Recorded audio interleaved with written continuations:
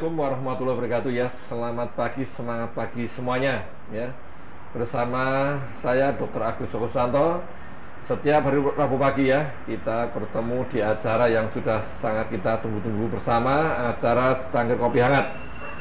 1 jam ke depan kita akan membahas terkait masalah penyakit autoimun beserta dengan seluk-beluknya. Setiap hari Minggu topiknya berubah-ubah, berganti. Dan yang jelas setiap hari Minggu ya, setiap hari Rabu ya, Rabu pagi itu topiknya pasti sangat menarik ini, sangat menarik. Walaupun memang tidak terlepas dari apa itu autoimun ya. Pada pagi hari ini nanti kita akan menghadirkan seorang narasumber yang sangat luar biasa dengan sebuah topik yang sangat menarik juga ya. Makanya nanti silakan nanti dari Sobat Muardi, para penyintas autoimun semuanya ikut bergabung di acara Cangkir Kopi Hangat ini. Sebelumnya akan saya sapa dulu ini dari Alergi Imunologi Intri Solo ya, dari Facebook maupun YouTube maupun Instagram ya, Alergi Imunologi Intri Solo. Selamat pagi. Dan juga dari Sobat Muardi nih, dari YouTube, Facebook maupun Instagram ya, selamat pagi semuanya. Silakan bergabung, silakan join, kemudian ajak saudara, teman, siapapun bisa ikut ya. Terus kemudian kalau yang tidak bisa mengikuti secara live, jangan kecewa karena acara live streaming ini bisa dilihat kembali di YouTube maupun Facebooknya Rumah Sakit Dr. Muardi ya, sambil nanti pulang kerja ataupun sambil nyantai. Sekarang kerjanya juga masih WFH ya, enggak ya, tapi sudah banyak yang juga yang kerja ya. Dokter juga enggak WFH juga nih dokternya, from hospital ya, bukan hospital ya. Oke, karena waktunya ya, nanti 1 jam silahkan gabung. Nih kasus ini menarik sekali, topiknya sangat menarik ini. Ini hubungannya juga dengan COVID nih, COVID-19. Karena apapun COVID-19 ini membuat semuanya jadi stres ya, stres, kemudian gaduh gelisah dan sebagainya ya. Kecewa banyak sih ya juga ya. Nanti kita lihat ya, banyak usaha-usaha segala macam, tetapi apapun itu demi kebaikan kita semuanya. Yang jelas protokol kesehatan wajib ditaati ya. Pakai masker, jaga jarak dan sering cuci tangan. Ya, kita hadirkan ini narasumber kita ya pada pagi hari ini. Beliau ini seorang yang mumpuni di bidang piano. Ternyata beliau itu pintar piano, main piano. Kalau saya sih main organ, beliau main piano ya. Tapi mungkin kita tanya langsung saja nanti ya. Oke, kita hadirkan ya Dr. Debri ya. Iya. Wah, spesial nih, saya bawakan bunga, saya taruh di sini ya. Ya, jadi tambah indah kan ya. Dokter Debri ternyata bawanya bawa bunga ini, bunga. Saya kira mau sama sih dikasih bunga. Gimana Dokter Debri? Pagi hari ini kita kayaknya cerah ya nih suasana ya. Suasana hati juga cerah. Cerah. Secara udah di luar nih, ya Sobat Muardi penyiar otomotif kan di luar juga cerah walaupun berawan di sebagian. Kalau saya jadi ini apa itu kayak penyiar apa itu yang untuk cuaca. Perakiran cuaca. Ya. Tapi mungkin ya Sobat Muardi mungkin sudah pada kenal ya, karena sudah beberapa kali ini Dr. Debri mungkin di sini ya di Cangkir Kopi Hangat. Untuk yang penyintas autoimun juga mungkin juga banyak juga yang belum kenal dan sebagian juga kenal. Nggak ada salahnya Dr. Debri untuk ini memperkenalkan diri. Ya, silakan Dr. Debri. Ya. Saya Dr. Debri Setiawan, spesialis kedokteran jiwa. Jadi bergabung di Muardi sejak 2010. Juniornya Dr. Agus Joko. Saya sih senior saya. Tapi lebih muda saya nih. Penampilannya lebih muda. Iya deh. Manut sama senior takut soalnya. Betul, itu hari ini memang ini kita nanti bahas suatu topik yang sangat menarik nih sebenarnya. Karena topik ini juga ini sangat erat kaitannya dengan penyintas autoimun. Sudah, ya maaf aja kan penyintas autoimun rata-rata kan perempuan ya, perempuan, udah banyak perempuan, terus kemudian era pandemi COVID ini nggak bisa kemana-mana kan, otomatis nanti timbul stres. Biasanya bisa belanja, bisa kemana-mana, nggak bisa di rumah kan stres. Nah ini mungkin Dr. Debri bisa menyampaikan sekelumit ini masalah stres ini. Stres ini gimana sih, stres sebenarnya apa sih caranya? Saya juga jangan stres nih. Jadi memang topiknya bagaimana kelola stres ya. Dulu memang sudah pernah saya sampaikan ya, tetapi ini spesial karena terkait dengan masa pandemi. Bagaimana kita mengelola stres? Karena bentuk stresnya tentu akan berbeda dengan sebelum pandemi. Mungkin stresor kita nyebutnya bisa membuat kita stres itu bertambah banyak. Ya. Jadi tadi kalau disampaikan memang untuk penyintas autoimun kan faktor risiko terbesar memang wanita. Iya, wanita. Nah, karena pandemi, kalau dulu wanita yang berada di rumah bisa mungkin perasaannya tenang, sekarang ketika suaminya berada di luar kan juga khawatir. Iya, jadi khawatir. Apakah nanti suaminya kumpul-kumpul dengan teman-temannya aman apa tidak? Iya, Suaminya pamit goes ya, nanti goes tahu-tahu lupa maskernya diturunin, padahal kumpul-kumpul goesnya gitu. Habis itu nanti suaminya dari luar datang ke rumah, khawatir juga. Iya. Jangan-jangan suaminya nanti bisa nularin saya sama anak-anak. Jadi memang stresornya jadi bertambah karena masa pandemi ini. Termasuk juga kekhawatiran tentang dirinya sendiri. Kan berpikirnya salah satu yang harus diwaspadai dari COVID ini adalah imunitas. Padahal saya sendiri spesial dalam hal imunitas. Itu tentu saja juga menjadi sumber pikiran. Nah, ini harus kita kelola. Kenapa dikelola? Karena stresor itu akan selalu kita hadapi dalam kehidupan. Yang bisa kita lakukan bukan menghilangkan stresornya, tetapi mengelola cara kita berespon terhadap stresor itu. Stres itu enggak setiap orang pasti stres ya? Iya, tetapi sebenarnya ada dua model. Oh iya, ada dua modelnya. Ketika ada stresor, itu bisa menjadi eustress atau distress. Eustress itu kita gunakan untuk membuat kita menjadi lebih kuat lagi. Itu namanya eustress. Tetapi kalau stresor itu membuat kita sakit, lemah, itu namanya distress. Stres bisa memperkuat kita biar menghadapi stres, aneh ya? Benar. Jadi itu contohnya seperti gini, mungkin hampir disamakan dengan olahraga. Olahraga itu adalah stresor bagi fisik, tapi terukur. Efeknya malah membuat kita menjadi sehat. Tetapi kalau olahraga berlebihan malah membuat kita jadi sakit. Sama juga ketika kita terpapar oleh stresor psikologis, misalnya kita dalam masalah pekerjaan, kalau itu eustress, lama-kelamaan kita menjadi kuat menghadapi tantangan pekerjaan. Kita awalnya mungkin stres yang distress, kalau kita mengubah jadi eustress, kita menjadi lebih kuat menghadapi tantangan. Oh, seperti itu. Saya kira stres malah jadi stres. Ternyata ada dua tadi. Kalau bisa mengelola, eustress tadi menjadi kekuatan untuk kita. Contohnya ketika mungkin adik-adik kan belajarnya daring ya. Iya, daring. Mungkin kalau di sekolah dimarahin guru, dimarahin bapak ibunya ya. Betul. Nah, kalau itu dianggap distress, malah menghambat belajarnya. Tetapi kalau dianggap eustress jadi pecutan, wah, bapak ibu minta saya belajar lebih keras, saya harus belajar lebih keras. Nah, tinggal mengelolanya. Seperti itu ya, memang stres itu kadang tetap dibutuhkan juga ya sebenarnya ya. Kadang dibutuhkan satu sisi, tapi kalau terlalu stres ya tidak baik. Tidak baik. Kan gitu, harus pas tadi, harus dikelola. Makanya kata-katanya dikelola gitu. Jangan sampai menjadi distres. Nah, kita sapa dulu nih dari tadi ada Rizky Priyo, ini mungkin anak saya kali ya, Mas Rizky ya. Selamat pagi Mas Rizky ya. Ini ada dari Dona Kristi nih. Keren kakak Dona itu siapa? Ini anunya. Adik. Adik tapi dari kecil ya, bukan ketemu gede. Ini adik dari kecil, bukan adik ketemu gede. Kakaknya saya apa ini? Bisa selalu ya. Selamat juga nih dari Argoyoso ini juga ya. Memang dan juga ini nanti silakan pertanyaan ini memang sekarang itu stres itu memang gimana ya, setiap orang harus stres, apalagi kan rutinitas sudah membuat stres ya, sudah rutinitas, terus apapun sekarang kan terhambat ya, terhambat apapun ya, kegiatan untuk terhambat. Apalagi kalau penyintas autoimun kan dia sudah memiliki merasa seperti itu sistem imunnya, tidak bisa kemana-mana, terus akhirnya aktivitasnya juga terganggu, tambah stres lagi. Ya.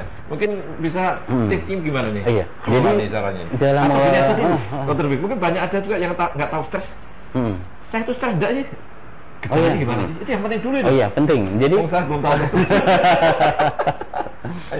Stres itu kalau kita menghadapi tantangan atau perubahan dalam kehidupan, atau tuh kita berada dalam situasi yang tidak enak, keluar dari zona nyaman, gitu. Nah, itulah adalah namanya stresor. Dan ketika kita merasa tidak mampu mengatasi, itu menjadi namanya stres. Tetapi yang distress tadi. Karena tadi di depan ada eustress, ada stres baik, ada jelek gitu ya. Jelek. Ini stres jelek. Yang stres jelek. Oh, gitu. Paling gampang seperti itu Sobat Muadi dan ada stres baik dan stres jelek gitu. Nah, terus gejalanya gimana yang paling awal? Tapi sebenarnya dalam stres itu ada stres fisik dan stres psikologis. Stres fisik misalnya ini saya sumo aslinya ini. Tapi ya sudah memang tadi adaptasi baru gitu ya. Betul. Harus seperti ini. Nafas kan juga sepertinya bicara tidak seperti ini stres fisik gitu ya. Tetapi bagaimana kita mengelola. Nah, tadi stresornya sama. Sumo ngomong tidak bebas, tetapi saya mengubahnya menjadi eustress. Ini demi keamanan, melindungi saya dan melindungi Dr. Agus juga. Nah, itu mengubah stresor tadi menjadi eustress. Ini harus saya jalani karena kewajiban menjaga diri saya dan orang lain. Nah, itu menjadi eustress. Tetapi kalau saya berpikir menjadi distress, aduh sumo keringetan bisa pingsan, ini panasnya kayak gini. Jadi 1 jam semaput ya. Nah, pingsan benar. Nah, itu cara akhirnya menjadi distress. Nah, itu stres fisik.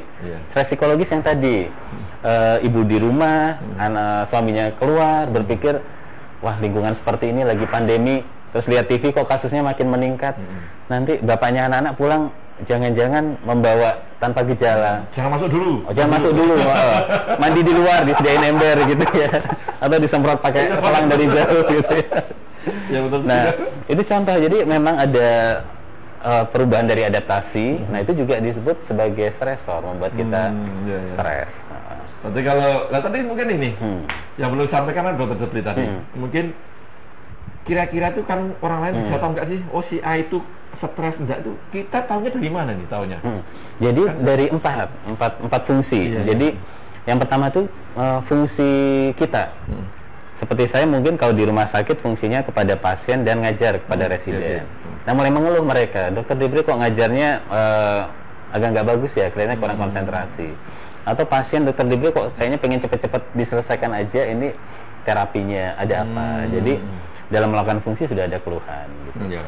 Kemudian relasi, orang-orang yang berelasi dengan kita juga mulai mengeluh gitu, berubah. Ada perubahan ya. Dokter Debri kok biasanya ceria, ini agak termenung.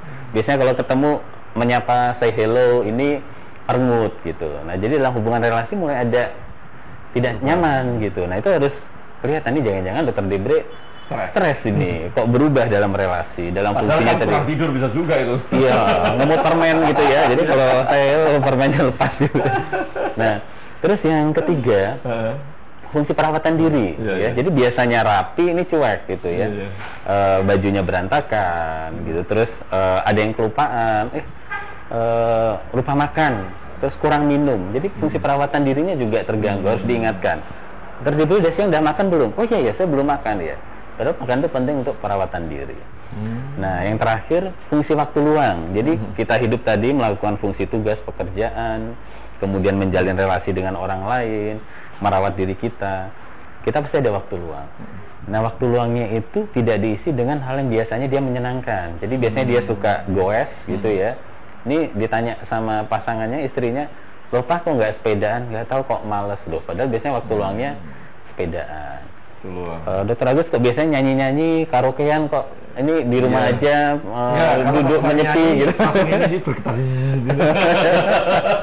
Nah, jadi waktu luangnya berubah, tidak melakukan hobinya. Nah, dari 4 ini, kalau kita melihat orang yang dekat dengan kita, atau kita sendiri mendengar orang-orang mengeluh tentang kita, ada perubahan dari 4 ini, curiga bahwa itu sudah mulai stres. Gitu. Kadang kan gini ya, Dokter Debri, orang kita sendiri kan jarang tahu kita itu stres kan dari itu tadi. Nah kan kadang pun ya teman-temannya, lingkungannya udah ngomong, oh gini-gini. Tapi kalau kita tidak empati, teman tidak cuek aja kan sama-sama tambah stres, nggak tahu tambah stres kan seperti itu. Itu karena itu perlu kesadaran orang-orang, jadi care ya. Mulai orang kalau diperhatikan, diberi kasih sayang, diingatkan pasti akan tersentuh. Kadang kalau kita tidak ada yang mengingatkan atau malah mungkin menarik diri, Dokter Debri sekarang kok jadi serem nih, jangan dijadikan supervisor deh kalau bimbingan gitu. Akhirnya malah dijauhin kan. Karena nggak ada kan, akhirnya malah tambah stres gitu. Hanya tidak sadar kalau dirinya stres. Nah, ketika atau seringkali memang di kita itu tidak memperhitungkan bahwa sebenarnya kita sudah over limit.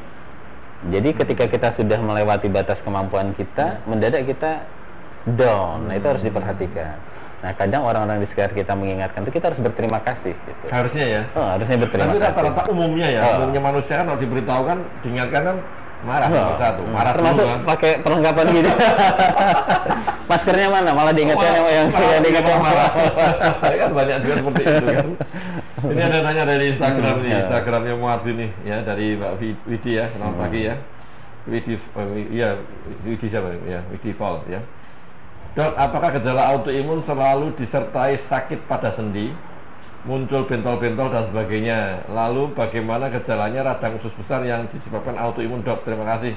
Ini yang jawab siapa? Mau tanya Dokter Debri apa saya? Ayo. Ini ya. Terima kasih ya untuk Sobat Mati. Kalau penyintas autoimun mungkin banyak udah pada tahu kalau Sobat Mati ini ya. Jadi autoimun tidak selalu ya. Jadi salah satu gejalanya, tapi tidak umum, maksudnya tidak selalu, itu adalah gejala sendi ya. Gejala sendi bisa juga kita dapatkan. Karena gini, autoimun itu jenisnya banyak sekali ya, banyak sekali. Autoimun jenis tertentu itu memang dominannya seringnya mengenai cuman persendian saja, ada ya, sendi sama otot juga ada. Jadi kalau misalnya dia tidak ada gejala sendi, ya belum tentu dia bukan autoimun, enggak, karena gejala yang lain harus ada. Jadi tidak selalu. Tapi salah satu tanda yang bisa kita dapatkan adalah gejala sakit pada sendi, ya, salah satu gejalanya. Terus kalau radang usus besar sebenarnya autoimun itu sama dengan ini, seperti karena dia mengenai usus besar, ya, tempat penyerapan air, dia mengalami peradangan, otomatis BAB-nya sering bermasalah. Bermasalah adalah lebih dari biasanya. Kalau biasanya kita harian kan sehari sekali, ya, lembek biasa, lunak itu kan. Tetapi ini didapatkan karena ada meradang, berarti banyak lendir yang keluar. Terus karena ada peradangan, otomatis darah juga ikut keluar. Jadi BAB-nya lebih dari normal, frekuensinya. Terus untuk bentukannya dia banyak ada lendir sama darah, ya. Itu harus diwaspadai. Salah satu mungkin karena dia ada radang usus besar atau kolitis tadi. Walaupun kalau seumur, kadang ada umur di atas 50 tahun, ya kita harus curiga nomor satu, kemungkinan besar tumor atau kanker bisa, ya, sangat mungkin. Tapi itu ya yang harus diwaspadai, BAB-nya keluar ada lendir darah dan lebih dari normal sebenarnya. Ini dari Mbak Win ini. Selamat pagi, ini dari Fahri. Ya, selamat pagi, Dok. Ya, selamat pagi juga. Ini kita sapa dulu dari Karahma ini. Selamat pagi, dokterku. Ini Mbak Eka ya. Oke, terus ini dari Mbak Winasi nih. Selamat pagi, Dokter Agus dan Dokter Debri. Nih, saya penyintas AI sering konsultasi sama Dokter Debri. Dokter Debri. Gimana cara yang paling mudah memanajemen stres, Dok? Saya habis mondok diagnosis dokter ada psikosomatis, gimana, Dok, solusinya nih ya? Ini dokter stres ya, karena Bang AI tetap stres ya, autoimun ya. Oh iya, tadi kenapa sih kelola stres itu penting terhadap penyintas autoimun? Ya. Karena memang di sistem imun itu ada komunikasi langsung dengan sistem saraf yang terpengaruh oleh ketika kita stres. Jadi di makrofag itu, di permukaannya itu ada yang bisa menangkap reseptor itu terhadap epinefrin. Nah, itu bagian yang banyak keluar kalau kita lagi stres. Sehingga otomatis kalau kita stres, pasti tidak lama kemudian sistem imunnya akan terpengaruh. Ya. Dan itu dua arah ya. Jadi ketika tadi autoimun tadi sebenarnya juga bisa menimbulkan gejala-gejala mirip orang stres. Padahal sebenarnya sistem imun yang tadi reaktif itu menyerangnya sistem limbik. Sehingga orang merasa aneh dengan emosinya, mungkin kita nyebutnya labil. Jadi tidak ada penyebabnya kok sedih, tidak ada penyebabnya kok pengen ngamuk, pengen marah. Harus hati-hati pada penyintas autoimun. Jangan-jangan itu salah satu tanda bahwa memang tadi sistem imunnya sedang merongrong itunya, sistem limbiknya, atau menjadi irritable. Irritable itu kita berespon berlebihan terhadap rangsangan. Jadi harusnya marahnya sih tidak sehebat itu, tetapi ini marahnya berlebihan. Atau harusnya kecewanya tidak dalam-dalam banget. Ini kok cuma ditegur sedikit aja kok kecewanya banget. hati-hati kalau kita tidak seperti biasanya dalam hal emosi, jangan-jangan tadi bagian dari autoimun yang menyerang dari sistem limbik. Itu malah salah satu indikator. Orang seringkali hanya melihat indikator fisik tadi, sendi, lambung. Padahal perubahan dari emosional yang tidak biasanya itu juga bagian dari bisa saja autoimunnya. Nah, kemudian bagaimana mengelola stres, manajemen stres. Jadi nomor satu itu sebenarnya manajemen kolbu aja nih. Jadi untuk Mbak Wina, jadi sebenarnya nomor satu itu adalah diri sendiri. Karena setiap orang itu nggak ada yang sama, baik dalam hal fisik maupun psikologis. Semua orang itu punya karakter masing-masing. Jadi ada orang yang memang pencernaannya sensitif, sama juga ada orang yang faktor psikologis dia sensitif dalam hal tertentu. Jadi sebenarnya dalam mengelola stres itu yang nomor satu itu adalah kenali diri sendiri. Kenali batasnya. Jadi misalnya Mbak Wina, oh saya tuh kalau misalnya mikir sesuatu, konsentrasi mengerjakan sesuatu tuh kalau lebih dari 3 jam itu sudah mulai lelah. Jangan samakan dengan temennya mungkin 6 jam non-stop ngerjakan sesuatu, konsentrasi penuh nggak masalah. Tapi kalau ternyata saya beda, saya harus ada break dulu. 3 jam saya break dulu, ngapain, senang-senang baru mulai kerja lagi. Karena tadi setiap orang punya kemampuan psikologis yang berbeda-beda. Jadi nomor satu kenali diri sendiri dulu. Kemudian mengelola stres itu yang pertama adalah kita perhitungkan intensitasnya. Kalau intensitas stresnya itu berat, jadi misalnya kita harus pergi keluar yang kita tahu di situ kemungkinan penularannya tinggi. Kita sudah pakai perlengkapan lengkap ya masih ada khawatir juga. Itu intensitas tinggi. Ya jangan lama-lama di situ. Kalau kita terlalu lama-lama di situ kita stres. Ketularan nggak ini, itu intensitasnya berat gitu ya. Itu harus kita kelola. Jadi kalau intensitas stresnya berat, jangan lama-lama. Terus yang kedua, frekuensi. Itu bikin stres juga ya, ketika suara ambulan apa ada pasien COVID datang lagi gitu. Betul.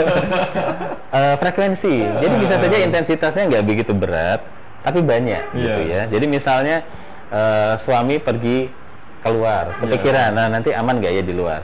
Kemudian anak-anak ada masalah sama wifi-nya. Mah ini daringnya kok nggak bisa nih, dimarahin gitu. Oh daring kayak gini kok nggak bisa gitu. Mah gambarku kok nggak keluar. Mah ini kok putus-putus. Nah kumpulan-kumpulan tadi, frekuensi bertubi-tubi masalah tadi harus hati-hati. Itu bisa juga membuat kita stres. Kemudian durasi. Nah ini yang jadi masalah. Durasi ini kan pandemi kemarin perkiraannya puncaknya bulan Juni, kemudian Juli mulai landai. Tapi ternyata terus ya. Nah, akhirnya kan mulai ini kok tadi durasi, kok nggak selesai-selesai ya masalahnya. Nah, harus hati-hati, masalah yang tidak selesai-selesai itu harus kita kelola. Caranya gimana kalau masalah ini selalu ada, durasinya selalu ada? Cari cara untuk menghibur diri, menyenang-nyenangkan diri. Jadi harus ambil waktu untuk kita bisa beristirahat. Karena ke mall. Tadi ke mall jangan-jangan tambah stres juga gitu ya. Sebenarnya kalau emak-emak tuh kayaknya mudah. Online shop. Cuma bapak-bapaknya yang stres. Bapaknya yang stres. Mereka lah ini ya, entah ini. Kalau datang dibanding online, kalau suruh tanya online atau sama ke mall langsung, mendingan kalau datang ke mall langsung. Kan cuci matanya banyak. Kalau online bapaknya nanti yang stres. Tahu-tahu ada ketok pintu datang bagiannya banyak. Jadi kalau durasi memang kita tidak tahu kapan stres ini akan berakhir. Cari waktu untuk mengisi energi kita lagi. Jadi misalnya Mbak Wina hobinya apa? Menulis, ambil waktu untuk nulis. Jangan sepenuhnya fokus kepada pekerjaan. Dengerin musik gitu. Jadi ambil waktu untuk jeda ketika memang durasi stres ini kita nggak tahu sampai kapan gitu ya. Nah jadi tadi kenali diri sendiri, intensitasnya seperti apa, frekuensi kita menghadapi stres sering apa tidak, durasi stres ini kapan berakhir. Kalau kita tidak tahu, harus pintar mengelola waktu untuk, kalau bahasa sekarang mungkin me time ya, aturlah me time-nya gitu. Oh iya, misalkan satu. Jadi nanti residen tagih ke dokter Agus ya. Me time saya kapan ya dokter gitu, biar saya nggak stres kata dokter Bibri. Ini kan durasinya nggak tahu ini. Me time satu mikir kok me time, misalkan itu me too gitu. Mie ayam, miro. Jadi waktu untuk diri sendiri jangan lupa. Ketika memang durasi stres itu kita perkirakan akan panjang dan tidak selesai. Jadi begitu Mbak Wina, cari cara untuk menyenangkan diri sendiri karena kita nggak tahu pandemi ini sampai kapan. Agar tadi jangan sampai stres ini malah memicu autoimunnya, karena memang ada komunikasi langsung dari sistem saraf ke sistem imun. Satu lagi, olahraga itu penting. Iya. Karena olahraga betul. Karena terkait mitokondria. Jadi kita nggak olahraga nih, sepak bola nih bisa. Goes. Tapi sepak bola jangan berlebihan tadi, jadi distres. Iya betul juga. Ya olahraga pelan mainnya main setengah jam. Karena kalau mitokondrianya nggak cukup, kurang olahraga, jadi jumlah mitokondria itu kurang, itu juga memudahkan kita stres. Jadi sebenarnya ketika kita stres itu kan ada zat-zat kimia stres yang dikeluarkan saraf. Nah, untuk menangkap kembali zat itu agar tidak berlebihan di celah saraf itu kan butuh energi menangkap kembali. Nah, kalau mitokondrianya sedikit, itu dia untuk menangkap kembali itu nggak mampu. Nah, akhirnya di sinap itu yang tadi neurotransmitter stres itu jadi banyak. Nah, ketika dia nempel di makrofag, nah sistem imunnya jadi aktif, proinflamasinya jadi berlebihan, malah efeknya menjadi tidak baik. Nah, untuk menjaga mitokondria selain olahraga, makanannya harus sehat. Jadi makanan, istirahat cukup, tidur cukup, jangan begadang malam terus sih. Jadi jangan-jangan pola hidupnya nggak sehat sehingga jadi mudah stres juga. Iya, betul sekali. Gitu ya Pak Win ya. Ini juga dari alergi imunologi Indonesia dari Instagram nih. Bagaimana kabarnya nih Mbak Fairul dari Singapura? Gimana Singapura? Bagus ya. Ini dari pertanyaan dari Singapura nih Mbak Fairul Nur ya. Dok, gimana cara menghadapi stres karena menjaga anak autis nih? Nah, ini bagus nih pertanyaannya. Iya bagus. Bagus pertanyaan, susah jawabnya kali. Ini. Nah, begini, pada saat pandemi ini, jadi memang kan anak-anak itu waktu di luarnya dibatasi. Jadi sebenarnya bukan hanya orang tua dengan anak berkebutuhan khusus, orang tua yang anaknya di rumah pun juga stres juga. Karena biasanya sekolah nih di rumah terus. Beban pikirannya jadi bertambah dengan anak. Nah, sebenarnya anak autis itu yang paling ngerti itu adalah orang tua. Jadi sebenarnya anak-anak autis itu mereka tadi kalau kita yang ini nyebutnya me time, kesukaannya tuh ada. Jadi misalnya anak autis ini senangnya apa? Ada yang suka dengan motorik. Jadi kalau dia dikasih sesuatu untuk mengerjakan puzzle, membuat Lego gitu, dia senang. Nah, coba kenali senangnya anak ini apa. Jadi dia hidup dengan dunianya sendiri, tetapi dunia yang menyenangkan. Kalau dia senangnya visual, nah ini agak susah memang ya. Kenapa? Kalau visual, begitu dia lihat handphone, nonton YouTube atau nonton apa, susah dilepas. Begitu ditarik, nangis, ngamuk. Nah, caranya adalah kreatif orang tuanya.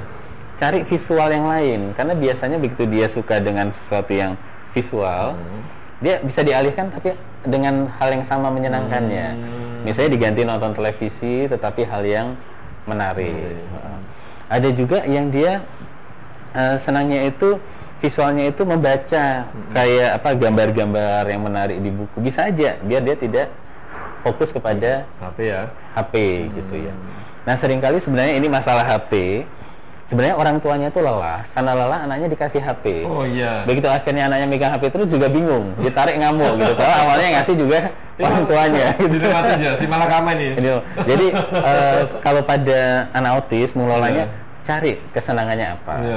Termasuk juga ada juga tadi anak autis kan ada yang tadi visual, ada yang motorik, ada juga kalau kita nyebutnya gustatorik, senangnya makan. Ini juga jadi masalah. Kalau biasanya dia keluar main sama teman-teman bisa diatasi, di rumah sekarang bisa pesan online makanan.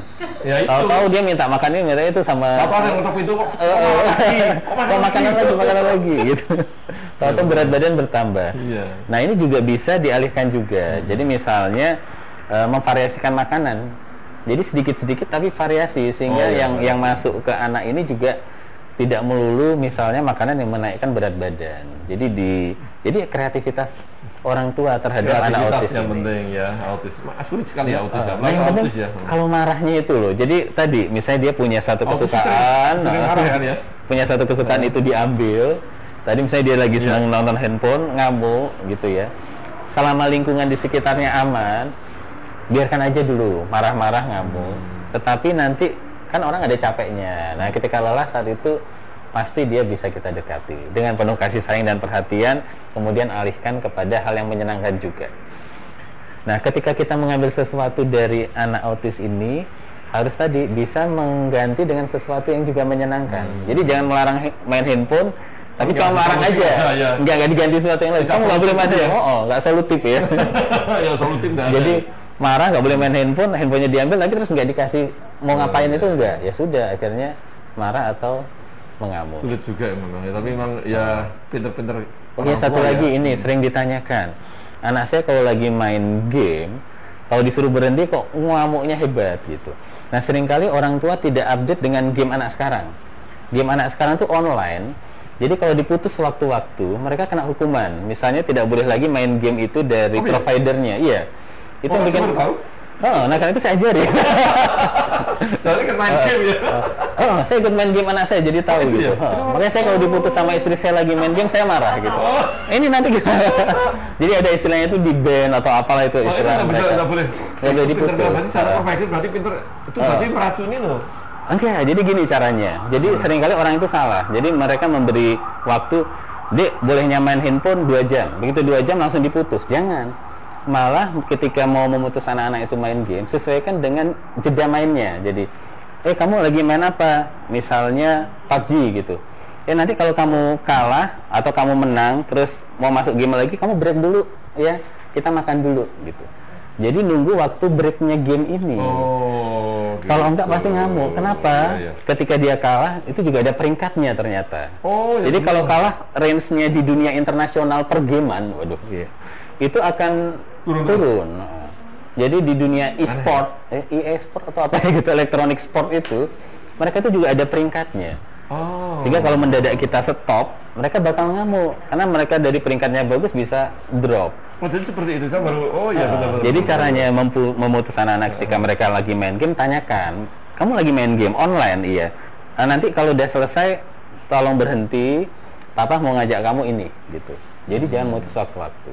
Jangan diambil handphonenya mandi gitu. Wah, dia bisa marah 3 hari 3 malam ketika misalnya dia hampir menang gitu. Ini kalau saya menang, peringkat saya naik 5 peringkat ini. Tahu-tahu diambil mandi, ya sudah 3 hari 3 malam ngamuk dia. Tidak usah main. Juga ya. Nah, tapi ditunggu. Kamu tunggu mah, ini hampir menang. Oh yaudah, mama tunggu dulu. Begitu dia bilang, mah aku udah menang. Nah, kalau dia bilang sudah selesai menang, disuruh apapun mau. Gitu. Ya, tapi sebaliknya kalau udah, tapi aku kalah. Nah, itu harus dihibur. Lah, kamu pengen makan apa? Mama beliin. Gitu. Kalah terus sama. Kalah terus, makan terus. Nah, jadi pahami permainan anak sekarang itu berbeda, ya. Jadi online nggak bisa diputus. Kalau diputus mereka kena hukuman, ya. Nggak boleh bergabung lagi. Jadi harus dipahami kenapa anak sekarang kok sensitif lagi main game. Jadi gamenya beda dengan zaman kita dulu, ya. Ini kalau semakin nanti banyak pertanyaannya nih, banyak ini banyak. Pada waktunya 1 jam ya. Iya, ini soalnya kalau hubungan dengan psikiatri gini memang sulit kan, banyak ini ceritanya panjang lama. Masalah gimana panjang tadi ya. Pneumologi dulu aja dari Inu Umul ya. Umul Nabil nih, saya penderita MG nih, myasthenia gravis nih. Apa harus minum obat untuk bisa kelola stres, Dok? Karena sangat sulit untuk menangani emosional yang hadir nih ya. Dia emosional apapun obat gitu aja. Oh iya, bagus nih, pertanyaan bagus juga ini. Jadi gini, harus dibedakan antara ketergantungan dengan kebutuhan. Orang akan lebih mudah misalnya dia minum obat untuk mengendalikan tensi. Minum obat untuk mengendalikan kadar gula. Mau diminum berapa tahun pun mereka oke saja. Tapi harus diingat, untuk orang-orang dengan gangguan stres tadi, ada juga yang membutuhkan obat itu jangka panjang. Kenapa? Terkadang memang neurotransmitternya itu tidak seimbang-seimbang. Jadi sama seperti insulinnya kadarnya terganggu terus, ini juga sama. Nah, kalau kasusnya seperti itu memang sebaiknya dibantu obat. Karena ketika dia stres nanti malah memicu autoimunnya. Jadi lebih baik dia minum obat terus. Selama dia merasa ketika obat ini ditarik, emosinya menjadi tidak stabil. Jadi tidak apa-apa. Nah, jadi itu nanti bisa ditanyakan. Jadi misalnya ke polipsikiatri, di sebelahnya ada juga pasien lain, bisa ditanyakan sudah berapa lama minum obat. Ada yang sudah 2 tahun, ada yang sudah 1 tahun. Karena tadi butuh sebenarnya. Jadi butuh sama tergantung itu beda. Jadi kalau tergantung itu biasanya dosisnya naik terus. Kalau butuh tuh dosisnya segitu-segitu saja. Jadi misalnya diberikan obat, cek aja, oh sudah 3 bulan minum obat ini kok hanya 5 mg terus, nggak naik-naik. Itu namanya memang butuh untuk menstabilkan zat kimianya. Jadi kalau memang butuh obat, tidak perlu takut. Nanti pasti akan dikelola. Pertanyaan lain sering muncul, nanti membebani ginjal saya enggak? Iya, ginjal. Membebani hati saya enggak gitu. Membebani kantong saya enggak? Nah, itu kalau BPJS enggak ya? Betul. Nah, tapi jawabannya adalah kalau itu sesuai dosis aman. Mau diminum jangka panjang juga aman. Ini sering misalnya pada pasien-pasien autoimun yang mudah cemas, mungkin ada obat untuk mengurangi cemasnya. Tapi tadi dosisnya itu kecil dan memang sudah diatur, jadi tidak perlu khawatir. Itu namanya butuh ya, bukan ketergantungan. Dan yang jelas nanti bisa datang ke rumah sakit Dr. Mahdi, nanti bisa konsultasi ke Dr. Jepri ya. Bisa nanti ya, nanti kan bisa ketemu, nanti bisa dikelap. Kita ada banyak jalan, iya. Kita ada 6 orang di sini. Ada 6 orang ya. Ada 6 orang ya. Kalau butuh yang psikiater putri juga ada. Oh, yang putri juga ada. Mungkin butuh kelemah lembutan ya. Betul. Tapi juga harusnya lemah lembut. Tapi jangan. Nanti melambai. Ini dari Karana Lintang nih, dari Instagram Muardi nih. Dok, gimana tipsnya buat pasien ngeyel biar bisa nurut dan bisa manage stres? Terima kasih. Iya. Sulit nih. Jadi sebenarnya pasien ngeyel dan lain sebagainya dievaluasi dulu. Yang pertama itu adalah pengetahuannya, cukup nggak dia? Jangan-jangan ngeyel itu karena nggak tahu. Satu nggak tahu biasanya. Satu nggak tahu gitu. Jadi kita tanya dulu. Kalau dia benar-benar nggak paham, kita jelaskan. Biasanya orang kalau sudah paham, misalnya kenapa sih dilarang berkerumun, kenapa sih harus pakai masker, harus melindungi diri dan orang lain, kenapa sih sekarang virusnya itu berubah-ubah. Kemarin katanya droplet, sekarang ada aerosol, kemarin ada strain baru gitu. Nah mungkin informasi itu tidak nyampe gitu. Lama-lama virusnya lihat sekali WA nyebar. Jadi lihat dulu pengetahuannya, pengetahuannya cukup untuk memahami. Kemudian kalau pengetahuannya cukup, kenapa sih dia tidak melakukan? Mungkin support dari orang-orang sekitarnya, peer groupnya itu kurang gitu. Jadi kasusnya hampir sama aja. Mungkin kalau orang dengan gula darah yang tidak terkontrol, pengetahuannya sudah cukup, tapi kenapa makannya masih ngawur? Karena nggak ada yang memperhatikan. Jadi mau makan yang sesuai, di rumah adanya makanan enak-enak gitu. Atau sekeluarga makan enak-enak, dia dikasih yang tidak enak, terus dia ngeliatin, saya makannya nggak enak, saya makannya kok wah enak-enak banget. Nah itu akhirnya ya udah dia dibuang, ikut makan yang enak gitu. Jadi perhitungan juga, pengetahuan cukup, tetapi apakah support dari sekitarnya cukup. Nah, kemudian yang ketiga, kalau misalnya pada penyintas autoimun tadi harus diwaspadai, sebenarnya itu bagian dari autoimunnya.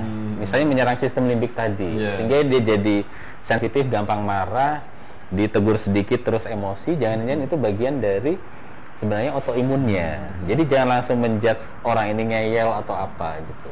Jadi jangan memberi stigma dulu ketika ada orang nggak nurut sama kita. Pasien ngeli, jangan gitu. Ini ngeyel jangan, tanya dulu kenapa sih, ada apa gitu. Tahu-tahu dari kena limbiknya. Seperti itu ya. Terus ini, Mbak coba dinaikkan ini yang Facebooknya Muardi ini. Dari ini yang di atasnya Aulia ini, coba lihat. Oh dari Solo ya, Solo hadir ya, oke. Kita hadir ya. Ini yang mana yang dari Kalimantan juga belum hadir nih, Kalimantan, Medan, Sumatera, sama dari Maluku ini ya, silakan hadir. Udah, terus kemudian ini dari Rahmi Urip Idodo ya, selamat pagi. Dok, mengkonsumsi vitamin C membantukah dalam pengelolaan stres nih? Vitamin C kan sekarang kan lagi marak ini vitamin C ya. Oh iya. Juga vitamin C, vitamin E, vitamin D. Ya, ini kita C. Vitamin D-nya banyak nih berjemur. Vitamin C untuk COVID, C COVID. COVID belakangnya ada D, vitamin D. Mulai. Benar. Oh, itu vitamin C ada D. Jadi karena julukannya COVID, sebenarnya itu vitamin C dan vitamin D. Betul kan pengobatannya. Iya. Memang benar, tapi perlu diingat, kita melihatnya itu holistik. Vitamin C itu hanya serangkaian dari rantai kehidupan kita. Jadi mengkonsumsi vitamin C tapi kurang tidur tadi sama aja. Imunitasnya juga nggak bagus gitu. Minum vitamin C, berjemur, vitamin D-nya cukup gitu ya. Tapi kemudian pekerjaannya membuat lelah. Kelelahan itu akhirnya juga membuat imunitasnya turun, sama aja. Nah, seringkali yang kita lupa itu adalah mengelola kelelahan. Jadi seringkali di berita-berita itu tidak ada komorbidnya atau penyakit lain. Jadi tidak ada penyakit lain yang beresiko untuk perburukan COVID, tapi kok memburuk kondisinya. Ketika dilihat, oh ternyata dia kurang istirahat. Nah, jadi residen-residen itu jangan sampai kurang istirahat. Jangan merasa tidak ada komorbid, kemudian PD, kecapean, itu malah juga capek. Iya. Tidur terus. Ya, ini penampilan saya sudah kayak ini siap. Jadi tadi memang iya membantu, tetapi ingat ini adalah bagian dari rantai yang lainnya. Bukan hanya vitamin C saja, perlu juga mengelola yang lainnya. Iya, betul sekali. Saya setuju sekali ini untuk penyintas autoimun dan sobat mati sekalian. Vitamin C itu sangat penting juga ya untuk tubuh kita. Pengelolaan stres sih tadi sudah sampaikan dokter Debri awal kan, stres kan juga bisa menimbulkan tadi banyak radikal bebas yang ada. Terus ini kan vitamin C untuk antioksidannya sih tetapi kan banyak tadi disampaikan. Jadi tidak hanya cuma vitamin C, ya istirahatnya cukup, asupan makanan, minumannya, istirahatnya, olahraganya, pekerjaannya kan overload, banyak sekali ya. Oh iya, satu lagi. Baik bukan berarti bisa berlebihan. Nanti betul. Minum vitamin C berlebihan, hati-hati batu ginjal gitu misalnya, nanti terbentuk oksalat. Jadi tetap sesuai dengan dosis anjurannya. Memang yang jangan pagi minum vitamin C. Betul. 1000 gram 3000 gram. Tahu-tahu batu ginjalnya terbentuk. Vitamin E tadi. Vitamin E baik, terus berlebihan. Tahu-tahu saya kok mulai botak ya. Rontok. Banyak vitamin E. Ini susah nih. Apa karena keturunan sih? Jadi tadi antioksidan bisa berubah menjadi superoksidan ya. Kalau berlebihan itu malah menjadi tidak baik. Jadi jangan terus nanti vitamin C baik, vitamin C. Hati-hati ya, hati-hati. Seperti tadi, semua hal kan tidak boleh berlebihan. Cukup, terlalu, yang namanya terlalu kan jelek cukup aja lah yang bantu untuk tubuh kita. Jadi itu ya Mbak Rohani ya. Ini dari Aulia Idrus nih, kelola stres dengan binatang piaraan ini, ikan, kucing, ikan dan sebagainya, apakah efektif dok? Nah ini efektif. Ikan, kucing, ini kalau yang buaya juga ada nih. Itu malah stres kayaknya. Jadi bagus, tadi saya katakan bahwa ketika durasi stres itu kita tidak tahu sampai kapan, cari sesuatu yang menyenangkan. Tapi harus hati-hati sayang sama binatang peliharaan. Karena juga ada pasien saya, ikan koinya mati, dia malah stres. Karena itu ikan koi kesayangannya dia. Jadi ketika kita memang punya binatang peliharaan, sayangi tapi kelola juga. Sehingga ketika ada juga yang kucingnya sakit harus dioperasi, ikut stres. Jadi kucing itu di USG ternyata harus menjalani operasi. Iya, jadi saking saya sama USG. Jadi bisa, tapi tadi cukup ya. Jadi harus bisa mengelola juga rasa sayang terhadap hewan peliharaan. Jangan sampai ketika hewan peliharaannya itu kenapa-kenapa malah menjadi sumber stres, malah menurunkan imunitasnya. Ya, jadi saya secukupnya. Iya, tapi memang susah ya. Kalau misalnya yang dioperasi itu ikan koinya ya susah ya. Ikan koi operasi gimana Pak? Ikan koi dikasih napas buatan ya. Nggak bisa nyambung nanti. Yang Blitar hadir ya, selamat pagi Blitar ya. Kemudian dari Instagram tadi, tulisannya dari ini dulu, alergi imunologi internasional dulu. Dari FB-nya tadi, dari Mbak Ade Andra Hindrawan. Kalau stres itu gimana ya dokter? Pengen kepala itu adem, pengennya kepala adem. Tapi ada aja hal yang bikin saya stres sendiri. Kalau drop langsung badan saya sakit semua. Ini rheumatoid arthritis ya dia ya. Pengennya kepalanya adem, tapi nggak bisa. Iya, jadi air es kali ya. Masukin kulkas jangan ya. Jadi memang tadi saya mengatakan harus pintar mencari cara untuk menyenangkan diri. Jadi memang ketika stresornya itu nggak jelas sampai kapan selesai, atau tadi frekuensi, kalau cerita ini kayaknya frekuensinya banyak ya, ini belum selesai, ada masalah ini, dalam masalah ini, sehingga kepalanya panas. Cara ngademkannya itu kenali diri sendiri. Gampangnya gini, kita kan punya 5 panca indera nih. Nah, orang itu punya panca indera dominan yang membuat dia nyaman. Kalau panca indera yang membuat dia nyaman itu misalnya taktil atau kulit, itu dipijit, relax, enak. Ya sudah, minta pijitin suaminya, minta pijitin istrinya. Kalau anaknya udah agak gede, minta dipijitin anaknya. Itu membuat nyaman. Ada orang yang panca indera dominannya pendengaran, sukanya dengerin musik. Ya sudah, pesan ke orang-orang sekitarnya, aku mau dengerin musik 15 menit, jangan diganggu dulu ya. Aku mau ngademkan pikiran dengan mendengarkan musik. Sudah, nggak apa-apa. Kalau sukanya ini gustatorik atau pengecapan. Kalau pengecapan senang makan. Ya. Tapi tadi secukupnya. Nanti makan terus makan. Ya nggak apa-apa, karena kadang orang-orang yang senang makan itu ketika makan sesuatu yang enak dan nikmat aja adem pikirannya. Jadi kadang-kadang kalau saya ketemu temen yang tadi panca indera pengecapnya, begitu dia stres terus dia makan apa enak banget, dia langsung menikmati banget. Aduh enaknya makanan ini, langsung adem pikiranku gitu. Terus saya nyicipin sedikit, ya kok biasa aja. Karena saya bukan pengecapan gitu. Terus ada juga yang pembau. Ada teman-teman saya yang begitu dia stres, dia nyobain parfum baru. Terus dia bilang, Pak Dibri ini parfum, aduh enak banget. Aku nyium parfum ini langsung rasanya ces gitu. Terus saya cium-cium, semaput. Aduh, mau bersin saya rasanya gitu. Karena saya bukan penghidu. Nah jadi coba kenali dari panca indera kita tuh mana yang dominan yang bisa membuat kita nyaman. Kalau taktil mungkin tadi pijet gitu ya, minta dipijetin yang nyaman. Ya jangan orang kayak saya nanti kalau saya mijetin sakit semua ya kepala. Yang pinter mijet gitu ya. Pinter mijet. Yang pengecapan makanan enak yang membuat tadi mak celes begitu dirasain enak banget. Bagi dia tapi bagi dia. Bagi saya biasa aja. Parfum gitu.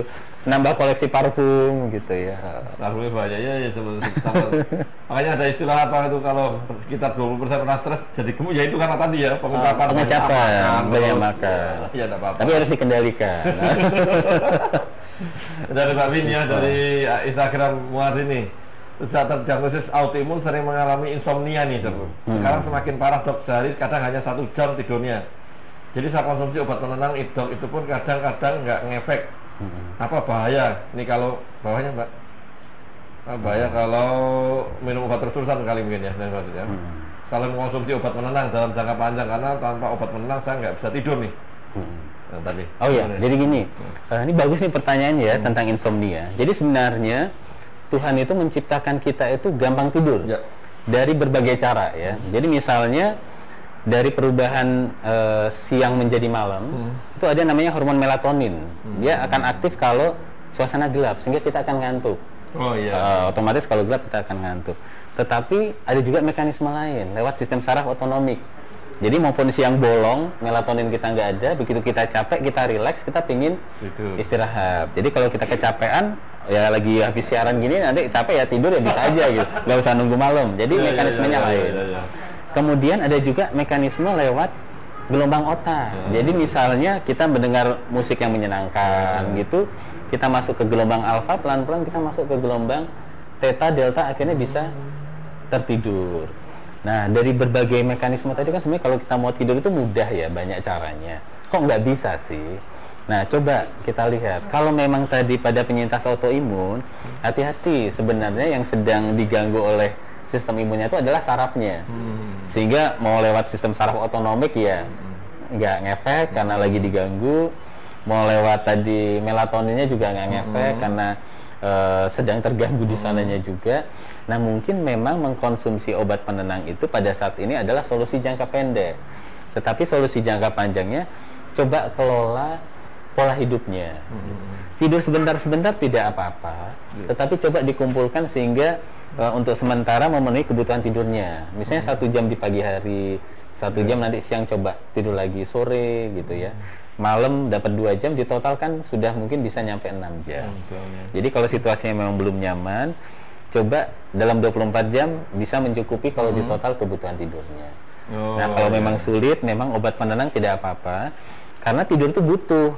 Karena ketika kita tidur, saat itulah hormon pertumbuhan keluar dan memperbaiki sel-sel yang rusak. Jadi nggak apa-apa mengkonsumsi obat penenang, tapi itu solusi jangka pendek. Solusi jangka panjangnya adalah tadi holistik, kelola tidur yang sehatnya tadi. Iya, begitu ya dari Pak Win ya. Nanti silakan nanti konsultasi lagi dengan Dr. Dibri lah ya. Yang jelas tadi mengelola stres ini memang gampang-gampang, memang mudah diucapkan tapi sulit juga, memang butuh semuanya lah, butuh pengorbanan. Jadi support juga ya, support yang penting tadi ya. Terus ini dari Wiwin nih, Yuniastin, dok saya penderita GERD nih, tiap kali kambuh dan periksa dokter saya selalu berpesan, dokternya yang berpesan nih, jangan panik, nyantai dan nyemil. Secara kejiwaan memang seperti itu ya dok, terima kasih. Nah ini. Oh iya benar sekali, ini pertanyaan bagus, sering ditanyakan. Jadi ada namanya aksis atau sumbu, namanya gut axis. Jadi GUT ya, bukan GOD ya.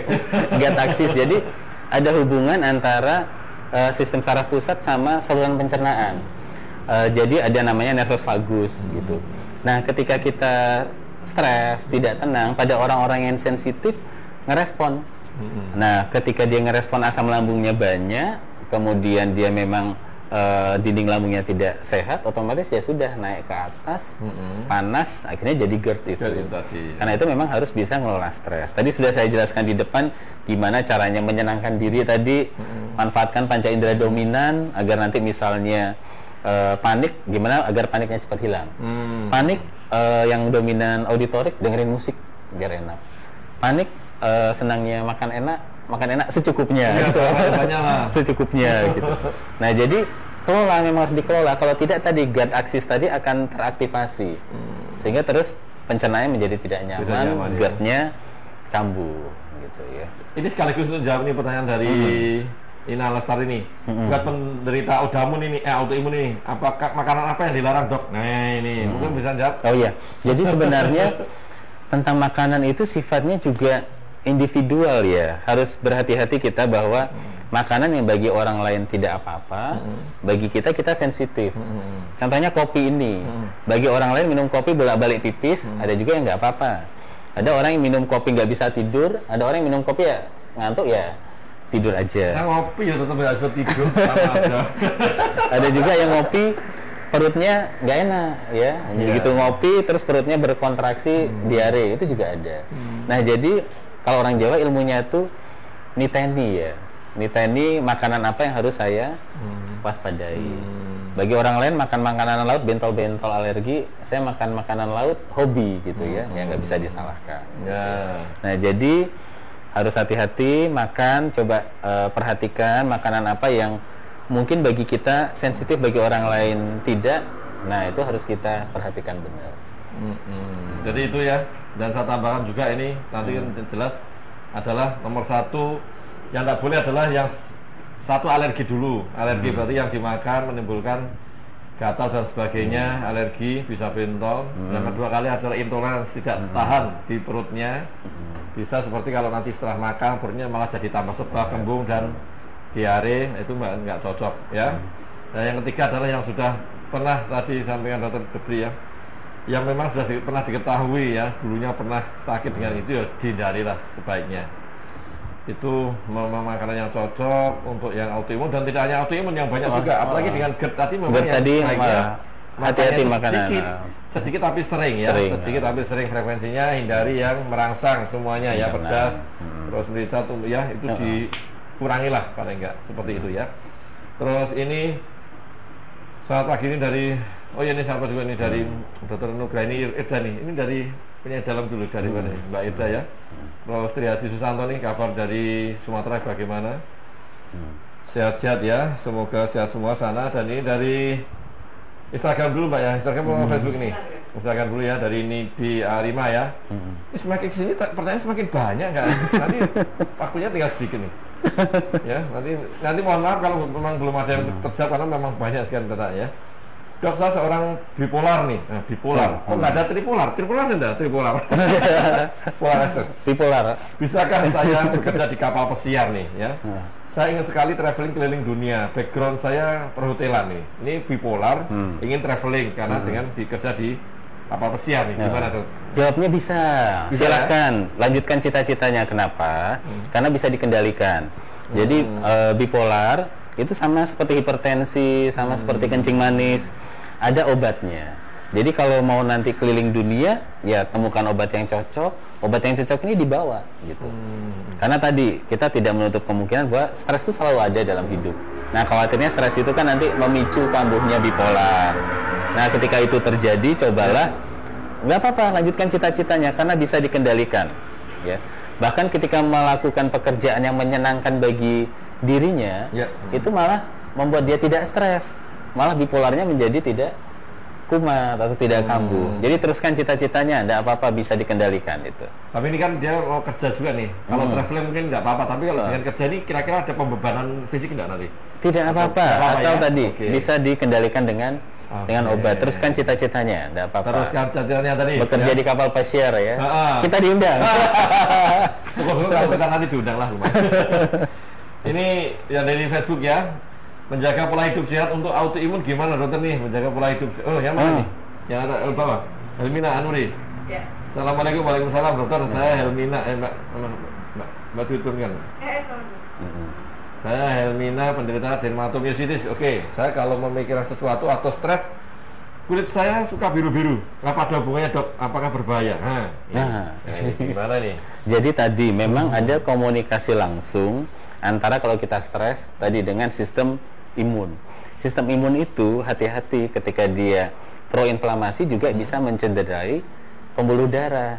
Sehingga kalau orang Jawa bilang kadang saya kalau stres kok sering dicubit setan ya. Jadi apa? Biru-biru katanya dicubit setan gitu. Karena nggak kelihatan, tau-tau udah biru aja. Setan memang nggak kelihatan sebenarnya. Nah, jadi tadi memang harus dikelola stresnya karena bisa memicu untuk sampai ke terjadi gangguan seperti itu. Jadi memang ada komunikasi langsung. Jadi memang ada reseptor di sistem imun, kemudian di sistem motorik juga sebenarnya. Karena itu ada orang kalau dia stres badannya kayak digebukin, sakit semua, nyeri semua gitu. Dikira memang habis jatuh apa habis jatuh kali biasanya. Iya, karena itu memang harus dikelola stresnya tadi. Dikelola stresnya ya. Ini kita minum dulu nggak nih? Nggak usah ya? Karena pertanyaan. Nggak apa-apa. 3 menit pertanyaan nih dari siapa nih? Dari Instagramnya, dari Nonami ya. Dok, bagaimana cara menenangkan diri sendiri karena memikirkan penyakit yang ada pada tubuh nih? Saya takut juga saya terkena penyakit serius, tapi saya juga takut ke dokter. Dok, ini gimana? Oh iya. Saya takut kena penyakit serius, tapi takut ke dokter. Dan apakah stres bisa menurunkan berat badan dengan cepat? Ini salah satu diet paling bagus kayaknya ya. Iya. Yang pertama, cara menenangkan diri dengan cepat ada teknik EMDR. Jadi sebenarnya kita bisa melakukan tapping, tapi harus bersilangan ya. Jadi seperti ini dilakukan pelan-pelan. Biasanya nanti 5 menitan reda, nyaman ya. Tapi yang pertama menjauh dulu dari sumber stresornya gitu ya. Nomor 1. Menjauh dulu, jangan nanti lagi berantem sama pasangan terus di depannya dia tambah marah gitu. Cari tempat tapping. Kalau misalnya tidak memungkinkan, bisa juga sebelah seperti ini ya. Ini namanya teknik EMDR. Jadi nanti bersilangan ya? Harus bersilangan. Kalau enggak, itu ya? Memang ada dari neurologisnya. Jadi otak kita kan otak kanan dan otak kiri ada yang dominan. Ternyata kalau disilangkan itu membantu untuk lebih mudah rileks. Jadi kalau ini malah nggak berapa. Nah, atau main gini malah nggak juga. Ini kebalik-balik. Jadi bersilangan bisa begini ya. Okay. Nah, tapping namanya itu bisa dicoba gitu ya. Tetapi menjauh dulu dari stresornya.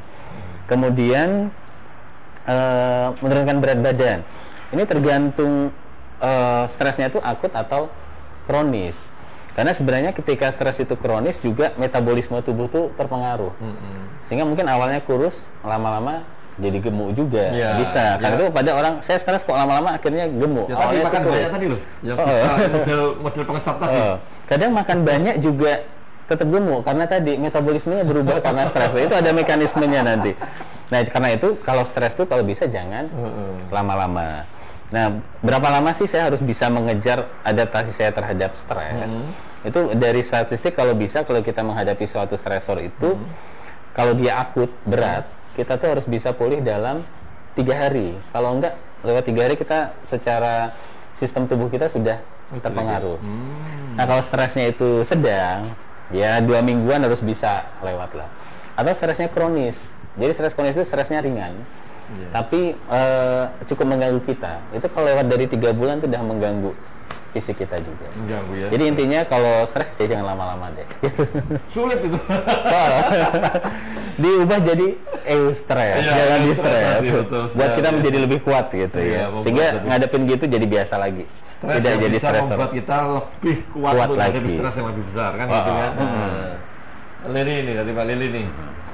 Dok, saya termasuk orang yang tidak percaya dengan stres bisa mempengaruhi kesehatan. Sekarang saya sedang ada gangguan kesehatan dan saya selalu memikirkan atau bertanya-tanya tentang kesehatan saya. Apakah itu termasuk stres? Jadi mikirin terus kesehatan stres ya kira. Iya, benar. Stres ya. Jadi kan tadi hubungannya kan 2 arah. Iya. Jadi ketika kita namanya sih serem ya, circulus virtuosus, kita nyebutnya lingkaran setan. Jadi kalau kita sakit fisik, otomatis kita memikirkan penyakit kita. Padahal ketika kita memikirkan dan kita cemas, itu mengeluarkan hormon dan neurotransmitter stres. Akhirnya malah memudahkan penyakit kita itu kambuh.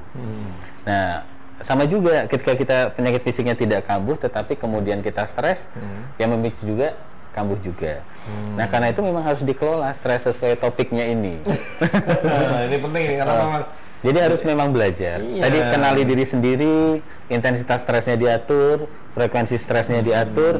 Kalau durasi stresnya kita nggak tahu sampai kapan akan berakhir, cari cara untuk menyenangkan diri, senang-senangkan hidupnya, gitu, agar tidak stres terus. menyenangkan. Ya, beda-beda tiap orang ya. Oh, tiap orang cara menyenangkannya. Mungkin saya minum kopi itu enak banget, langsung celes gitu. Iya nih. Dari ini sih satu lagi ya, karena udah waktunya mau habis nih. Yang nanti lain yang nggak bisa dijawab, mohon maaf nanti. Ini dari Nidi ya, Dok, gimana caranya menyembuhkan luka batin? Wah, luka batin susah nih, dan membuang sampah emosi. Karena ini sangat mengganggu kestabilan jiwa saya nih. Gimana? Nah, ini luka nanti batin dan membuang sampah emosi. Kalau menyembuhkan luka batin itu butuh waktu. Nanti jadi sebenarnya di kita tuh ada namanya konseling dan psikoterapi. Kalau sudah masalah luka batin itu, nanti kita harus melakukan psikoterapi, mungkin butuh beberapa pertemuan. Karena kita melihat penyebabnya apa, sedalam apa lukanya, bagaimana teknik penyembuhannya itu juga berbeda-beda. Trauma masa kecil oleh orang tua, trauma masa kecil oleh orang lain, orang yang tidak dikenal itu bisa. Jadi itu harus kita evaluasi, dan itu memang membutuhkan waktu. Silakan berkonsultasi kalau masalah luka batin. Kalau membuang sampah emosi, kenali dulu itu apakah itu emosi yang baik atau emosi yang tidak baik. Jangan berpikir rasa kecewa itu emosi yang tidak baik. Kalau kita kecewa karena kita berbuat salah sama anak kita sebagai orang tua, dan kita memperbaiki diri, emosi kecewa itu emosi yang baik karena membuat kita menjadi berubah lebih baik lagi.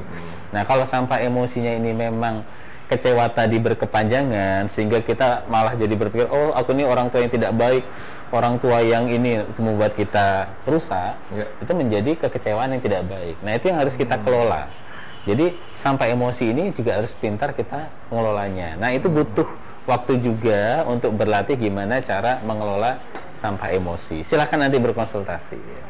Oke, jadi gitu ya si tadi Mbak Nidi, dan karena ini waktunya ini kalau kita bicara nanti sampai 2 jam bisa sebenarnya. Tapi saya pingsan ini mulai keluar sini. Saya butuh ruangan melepas. Untuk yang sobat Madi dan penyintas autisme sekalian, jadi sekarang kalau mau periksa ke dokter spesialis dan subspesialis tanpa antri bisa di Poliklinik Eksekutif ya sore di Cendana ya, di Poli Cendana. Jadi tidak usah antri, tanpa antri ke dokter spesialis maupun subspesialis. Setiap hari Senin sampai Kamis itu jam 3:30 sore sampai jam 6 ya, pendaftaran jam 2 sampai jam 5. Jadi Senin sampai Kamis itu mulainya 3:30 sore ya sampai jam 6. Daftarnya mulai jam 2 sampai jam 5. Kemudian dari hari Jumat itu mulainya pukul 2, jam 2 ya, jam 2 sampai jam 6. Pendaftaran dimulai dari jam 12 sampai jam 5. Jadi gunakan kesempatan ini. Jadi kalau memang berkeinginan untuk periksa dengan dokter spesialis maupun yang subspesialis ya, yang khusus itu bisa datang ke Poliklinik Cendana sore hari. Iya, di sore hari ya. Dan jangan lupa kita memiliki grup komunitas autoimun ya, Dr. Debri ya. Jangan lupa ikut bergabung di grup komunitas autoimun ini untuk yang penyintas autoimun saja, yang bukan autoimun enggak usah ikut. Di 0852 8206 2239 ya, saya ulangi, grup WhatsApp-nya komunitas autoimun di 0852 8206 2239 ya. Dan hasil live streaming ya. Kita kan jam 9 kan jam-jam kerja kan. Nah, live streaming ini bisa dilihat kembali di YouTube maupun Facebooknya Rumah Sakit Dr. Mardi. Jadi tidak usah kecewa ya. Dan setelah dilihat apa bisa dilihat, like, follow, subscribe, and share ya, dan di share. Jadi tidak ada hoax di sini karena kita menghadirkan narasumber yang terpercaya. Dan untuk ini kan 1 menit ya, 1 menit mau selesai nih. Silakan Dr. Debri ini mungkin ada sedikit tip ini untuk yang bagi penyintas autisme untuk mengelola stres, dan juga untuk yang sobat Mardi sekalian. Ya, silakan. Jadi stres memang tidak bisa dihilangkan. Selama kita hidup pasti kita akan menghadapi yang namanya stres. Karena itu harus dikelola. Cara kelolanya, kenali diri, ketahui intensitas stres atau berat ringannya stres, kemudian ketahui frekuensi stres yang kita alami sehingga bisa kita kelola. Kemudian kalau durasi stres itu kita tidak tahu sampai kapan akan berakhir, cari waktu untuk menyenangkan dirinya. Selamat mengelola stres ya. Mengelola stres, manajemen stres, ya nah. Dan terima kasih sekali atas kehadirannya Dr. Debri pada acara Sang Kopi Hangat ini, dan mohon maaf ini masih banyak yang belum terjawab. Iya, masih banyak sekali ya. Karena apapun 1 jam sudah lama sebenarnya bagi kita ya. Kalau 2 jam ini kepanasan ya. Dan kita bisa jumpa kembali di insya Allah minggu depan setiap hari Rabu pagi jam 9 sampai jam 10 dengan topik yang berbeda dan tidak kalah menarik dengan topik-topik ya sebelumnya. Tapi itu masih terkait dengan penyintas autoimun ya, penyakit autoimun ya. Mungkin cukup sekian, dan sekali lagi terima kasih Dr. Debri atas kehadirannya, dan akhirul kalam wassalamualaikum warahmatullahi wabarakatuh. Ya, semangat pagi semuanya.